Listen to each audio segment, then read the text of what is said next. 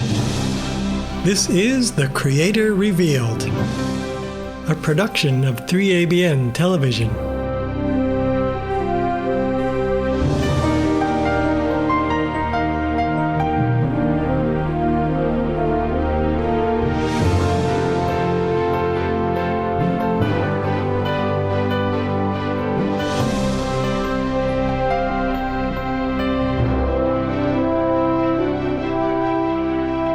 Welcome to The Creator Revealed.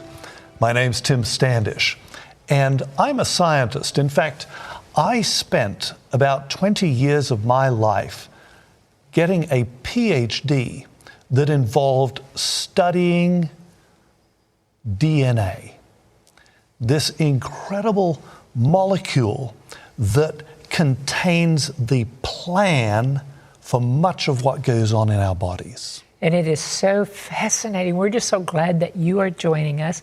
And if you're like me, this is going to be something that sometimes you look at and you go, whoa, what did he just say? But what you will see is the Creator's design. I believe that's what I see.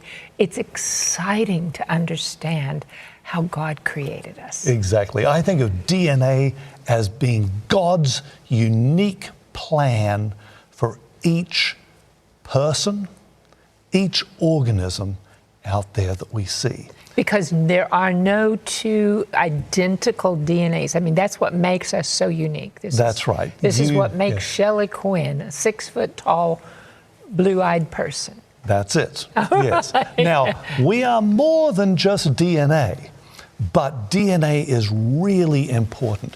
Before we dive into this, I want us to consider these words that were written by the Apostle Paul to people living in a place called Colossae.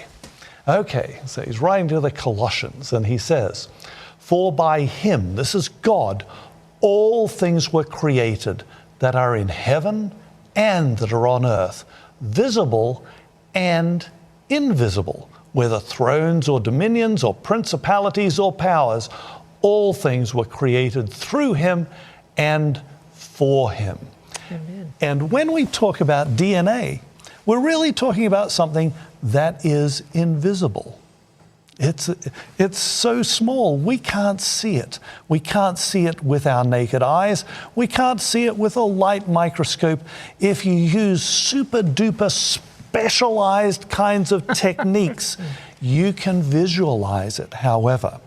And there's DNA in every molecule of our body. Oh, yes. Well, every cell of our body. Every cell. Yeah, DNA is a molecule, Yes, and it's found in every tiny little cell in our bodies. And I want to start out by talking a little bit about one of the gentlemen who received a Nobel Prize for figuring out the structure of DNA. This is me back in the olden days, back when I had just earned my PhD. And I am standing with a gentleman named Francis Crick. Now, if you know anything about DNA, you know that Francis Crick received a Nobel Prize for figuring out the double helical structure of DNA. And we're going to get into that in just a moment. But I want to say something about Francis Crick, because Francis Crick, in my very limited personal experience, was actually a very gentlemanly man, a kind man. And I remember talking with him and how kind he was to me. I was just a new PhD. I didn't feel that I knew very much, actually, at the end of that. And here is this man with a Nobel Prize, and his kindness really impressed me. So I want to be careful about what I say about him.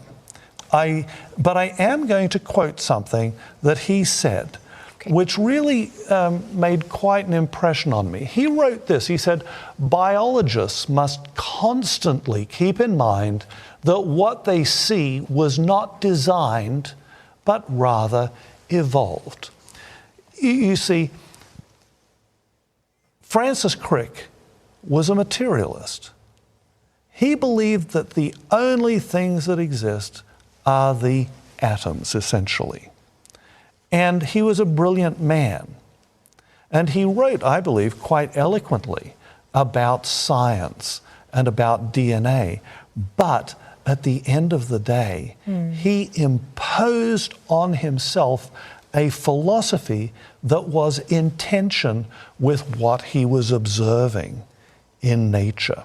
And so he had to make this rule for himself and for those who believed in the same way. I, as a Christian, do not have to impose blinders like this on myself. If something looks designed, then I am free to interpret it as being designed. Yes. If it walks like a duck and it quacks like a duck, I'm allowed to say it's a duck. Okay. So that is a big difference between the way that I think and the way that Francis Crick, a man who I profoundly respect but disagree with on this particular issue. So this is the structure, The double helix. the double helix that Francis Crick figured out. So DNA, this amazing molecule that contains all sorts of plans for how our body is going to be, this is what it looks like. It's like, you can think of it as like two spiral staircases that are spiraling around each other. And the steps in there are things that we call bases. So let's take a look at those. I'm going to sort of untwist this molecule a little bit so that we can see what those A, T's, and G's and C's look like in there. Because those are the really important things. That's where that information is coded. And you can see those molecules there. I'll put the A's and T's and G's and C's on there. Those are just letters of the alphabet that we use to symbolize these specific chemicals that you can see there. The great thing about this structure, well, there are many, many, many things, but you can encode information into that little alphabet, that four-letter alphabet, all kinds of information. There are about 3 billion of these A, T's, G's, and C's in the human genome. That's amazing. And if I was to take the DNA that is inside one of your cells, it would stretch out to approximately 2 meters long. So it is longer than you are tall. In just one cell. One microscopic cell. That's amazing. It's all packed up in there, and that contains a huge amount of information. Okay, what do the P's stand for? Protein? Those stand for phosphates. Phosphates, yes. okay. So you can see that they're joined together by this. It's a phosphate and then a sugar and then a phosphate and then a sugar. And these bases, the A, T's, G's, and C's, stick off the sugar part. So the backbone is that sugar phosphate backbone there. Oh, I would love to spend all the time talking about that, but we'd better not. Let's talk about these A's and T's and G's and C's. You can see that A's and T's always match up with each other, and G's and C's always match up with each other. If we write out a whole bunch of them, they would look something like this. Now, the great thing about this double helical structure is that each side, each strand contains 100% of the information because of the rule that A's always match up with T's and G's always match up with C's. Okay. Let's see how it works. All right. If you pull the double helix apart, the two strands apart, you can see you get something like this. Well, in that top strand there, the light pink one, the A's are going to match up with what? With the T's. With a T, right. So I can know what the other strand is going to be on the basis that it's going to start out with T. So from top T, to bottom, A, exactly. T, A, T. Precisely. T, A, okay. So if you match things up, you see that you get two identical strands when this machinery of DNA replication comes in and adds them in. So how often is our body replicating this? We're talking about millions of times a day, billions of these replication events occur in our body. And you can see that because of the structure of DNA, the way that you can unwind that double helix and get 2 strands, each of which has 100% of the information, you can see why it is so incredibly accurate. That is amazing. It is unbelievably accurate what is going on there. Now, the important thing about DNA is, well, it's obviously an amazing molecule, but it contains a language. Information is encoded in there. We're not even going to talk about that language, but let's just say this is the title of a scientific paper. The genetic code is 1 in a million. It is just a fantastic language. And we'll leave it at that. Okay. Okay, let's look at what a gene looks like. Now, genes are what are encoded in DNA. They are like the recipe for making the proteins that are found inside our bodies and in every other living thing. Okay. I want to point out something interesting about genes. Right. Genes are made up of segments. They're called exons. So you can see I've numbered the segments of this PITX2 gene as exons 1 through 6. The cool thing about each of these exons, each of these segments, is you can mix and match them.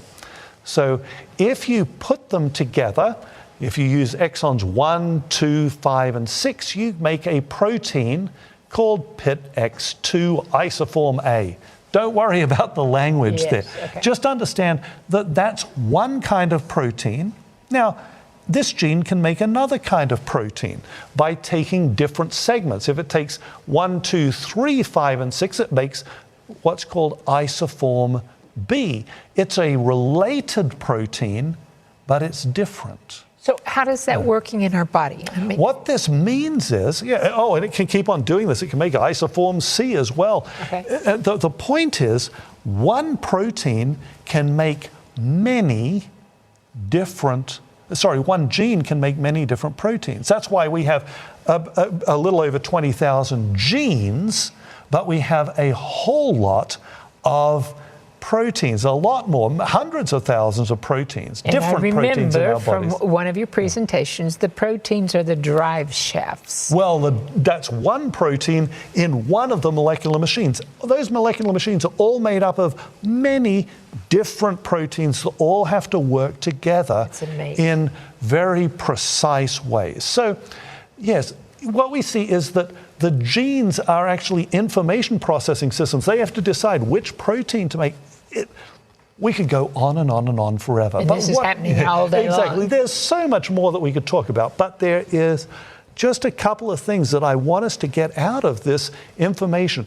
The Creator is revealed in these molecules of life, the DNA. His wisdom is shown in His choice of materials like DNA with its stability, high coding efficiency, an associated mechanism of copying. And His wisdom appears clearly in the information that's actually encoded in the DNA.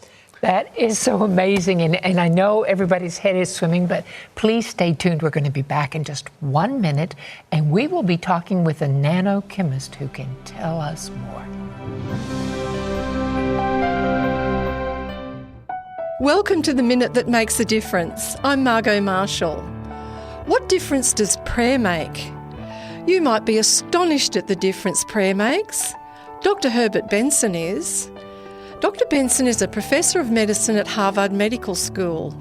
In his book, Timeless Healing, he says, and I quote, "I am astonished that my scientific studies have so conclusively shown that our bodies are nourished and healed by prayer and other exercises of faith," unquote.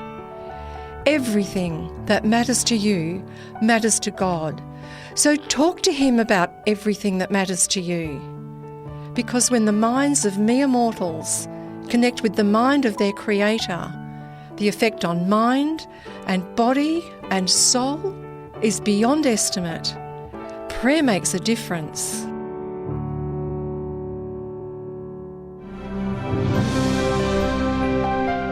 Oh, we're so glad you're still with us, and we are going to explore DNA and human design just a little bit more with a doctor of chemistry. That's right, Dr. Ryan Hayes. He teaches chemistry at Andrews University in the Department of Chemistry and Biochemistry there. He sounds like a smart man. He is a smart man, and it's a very good department, I know, because I personally studied there for a number of years.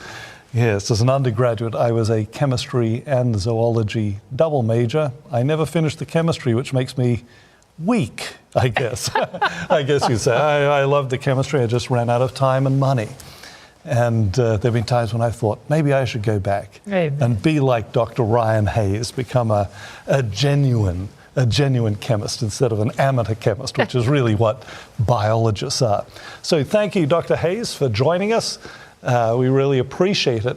We've been talking about DNA, and we know that DNA is a chemical, but I guess the question that I would have is, what's so special about it? Why would DNA be such an important molecule in humans and every other living thing?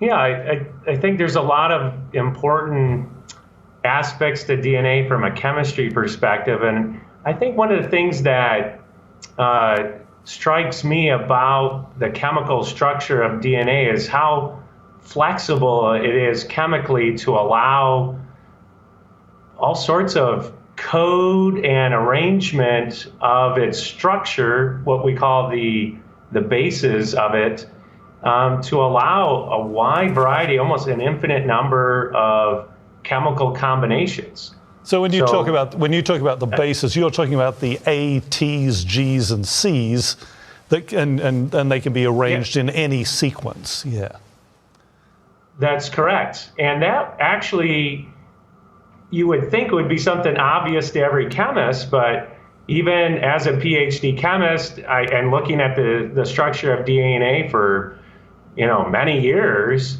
it wasn't until I was reading the book by Stephen Meyer, Signature in the Cell, and pondering the structure once again, that it struck me that there isn't anything about the chemistry that is driving the arrangement of the letters and the bases there, the A, the T, and the G, and the C, that is completely chemically neutral to it allows essentially any combination that you need. So let's say I found that very surprising. So let's say you had a T in the sequence.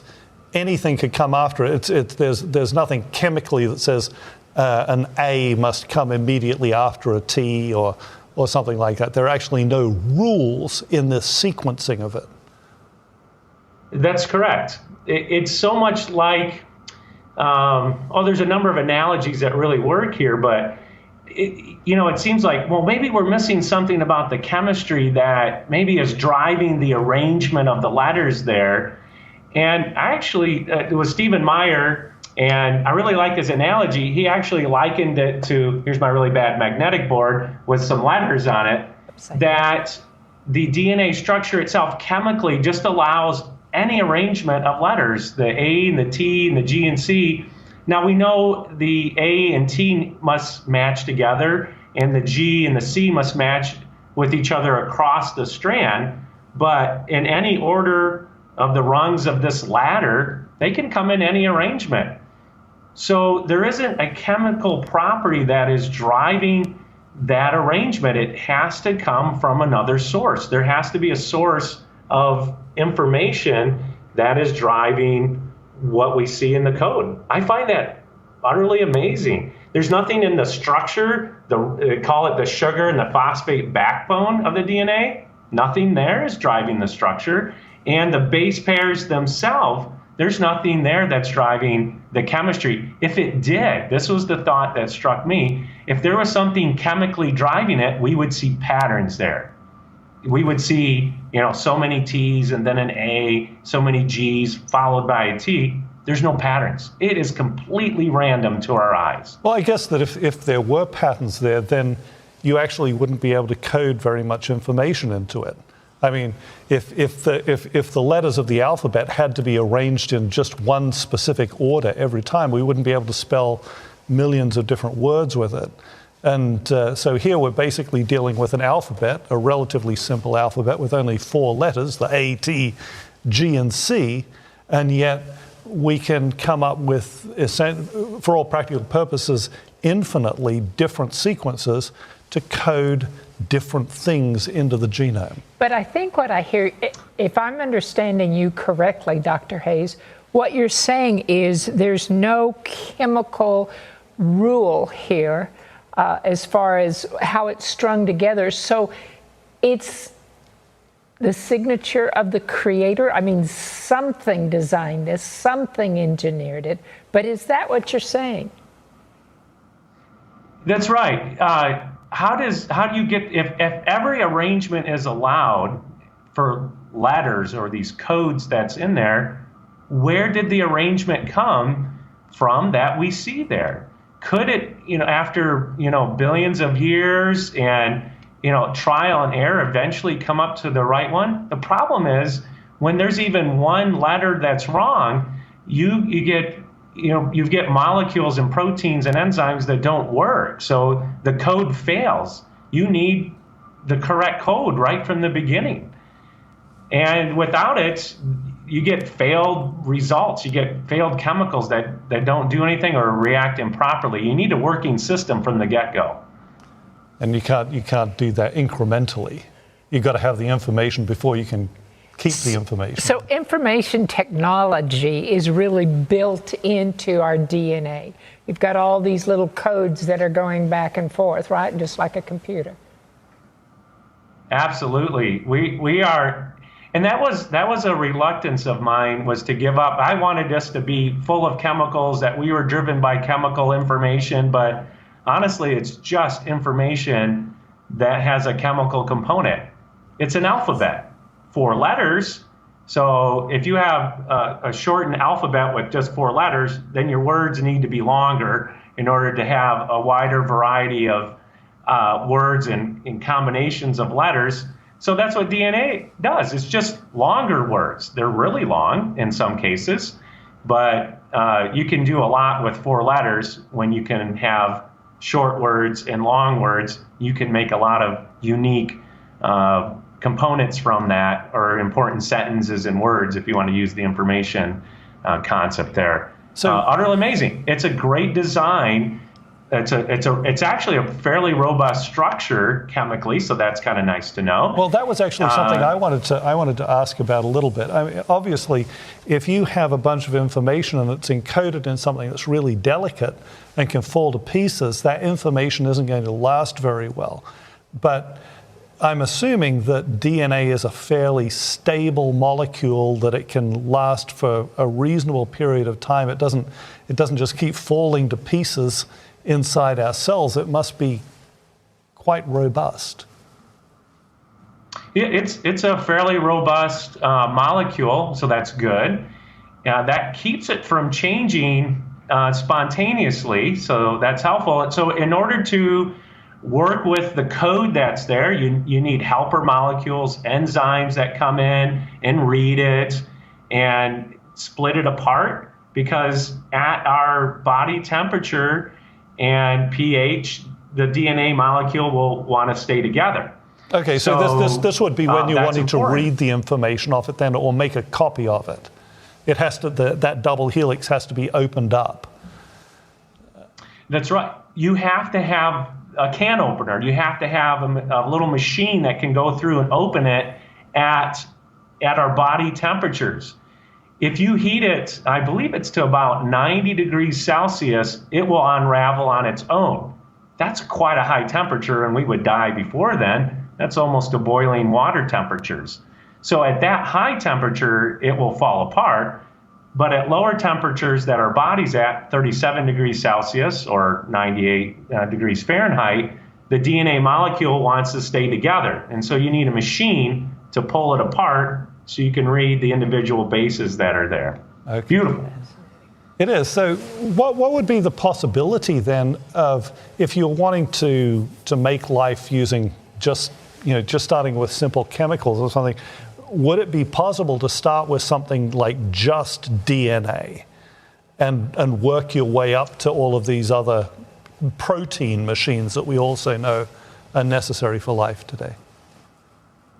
Yeah, this is a great question, and what a lot more chemists are getting involved with, because it's an enigma. We can't see a real clear way chemically to create life from some of these few simple molecules. And so there was the original theory that that somehow these DNA molecules, or parts of it, were able to come together. But honestly, that theory was discarded pretty quickly and replaced with, well, we need proteins, because you need the tools, which we call proteins and enzymes, to make DNA. So, but the funny thing is, DNA is needed to make the proteins, but you need the proteins to make the DNA. So which one of these chickens and eggs comes first? And so those both have been discarded chemically, because you need both of them at the same time. And so this hybrid theory of, well, maybe it's ribonucleic acids, the RNA somehow is able to be one of the first molecules that was spontaneously made. And honestly, I think that's pretty much a dead end, because we know that even in the simplest living organism, you need thousands of chemicals together. It's not just DNA. Sure, you need the code, that's important, but you need the proteins, you need the chemical environment to all be there just to even have the simplest life. So what does There's like 3,000 or 4,000 chemicals, unique chemicals, in the simplest of organism, and they all have to come together at the same time. What does this tell you about the Creator's design of the body? Could you repeat the question? Sorry. What does this tell you about the Creator's design of the human being? Well, and every other living thing, because everything has DNA, yes. yeah. Well, first of all, he's an amazing chemist, so my hat's off to our Creator, because when you actually go into the lab and actually try to make these molecules or things like it, or even simpler things, you realize all of the problems that can occur, all the side reactions, not having pure starting materials, or having impure reactions that can take place, and things that can get in the way and go down different tracks. And we're not seeing that this chemistry can just happen spontaneously and easily. So it really actually, so many factors. It takes a master chemist to make these master chemicals. Yeah. Absolutely, and that's what we're seeing now, is that the more we learn, the more we know how many factors had to be accounted for just to even make life happen and to sustain it. Not to just get it started, but to sustain it. I want to really thank you for taking this time with us, Dr. Hayes. It's been a great pleasure. I appreciate it. Amen and amen. Well, this is so fascinating. And what I want to encourage you, we're just touching on the surface of this. Open your mind to science and how it proves that we have a Creator God, and He is the master of all science. Join us again next time. Thank you.